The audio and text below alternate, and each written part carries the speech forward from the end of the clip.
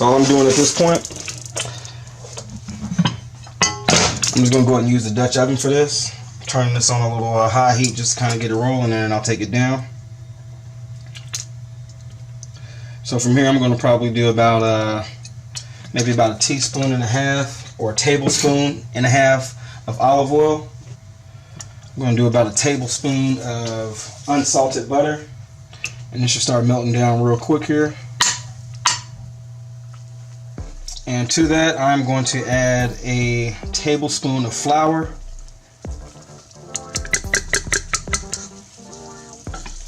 And that's just some all-purpose white flour, but definitely, if, you can use the whole wheat if you'd like, or any other substitute, or any other thing that you want to go on here.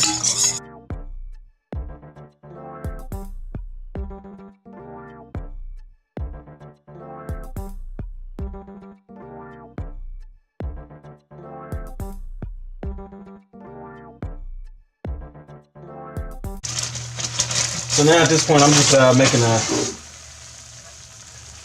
slight adjustment here. I'm going to do about even though you see all this flour in the cup right here, I just added some in a little cup, but I'm actually just going to kind of play with it here because I want it a little bit clumpy at first.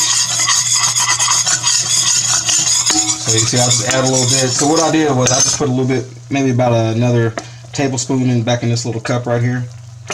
But I'm not using the whole thing just yet. I'm just kind of playing with it to see if I can kind of get it not super duper clumpy, but a little bit thicker.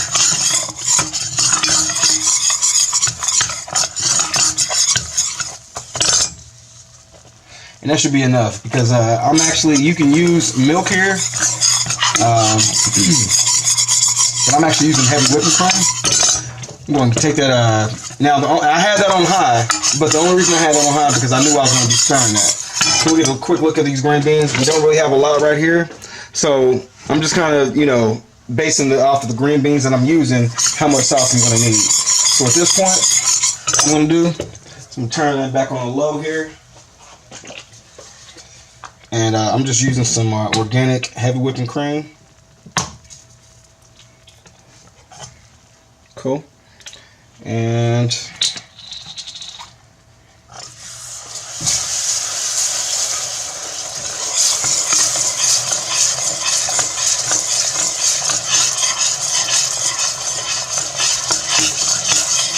we're slow and low. So I'm just basically taking my left hand and just doing a slow pour, and my right hand keeping it stirring. And I probably, as you can see how thick it's getting, I probably really didn't even need to use that much flour. I probably could have, just kept it a little thinner without all that flour. So what I'm going to do at this point, I'm just going to go ahead and probably add the entire container of heavy whipping cream. And what I have right now, this is just a pint. When you keep it stirring like this, it's really not going to take long for it to actually, thick up and stick to your spoon, as you can see how that's doing right there right now. And I'm just using a aerated spoon just to kind of keep a nice little flow up in here.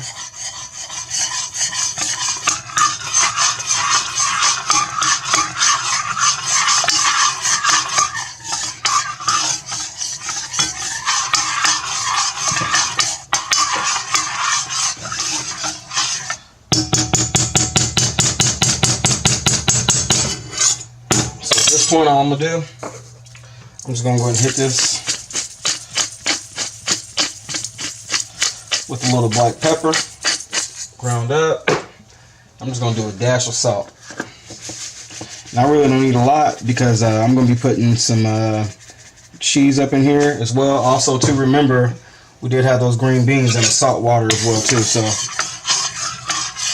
but it's up to you. You can add as much as you like. And at this point, I could let it go even longer, but I'm good to go with that. I'm cool.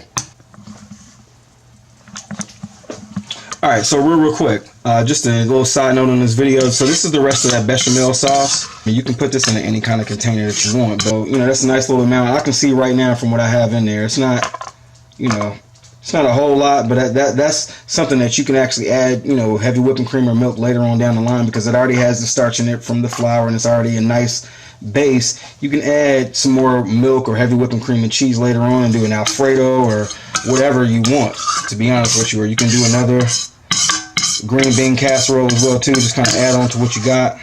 So, you know, you don't have to get everything out of here. That's something nice to, you know, save. I'm going to go and put a little seal on this.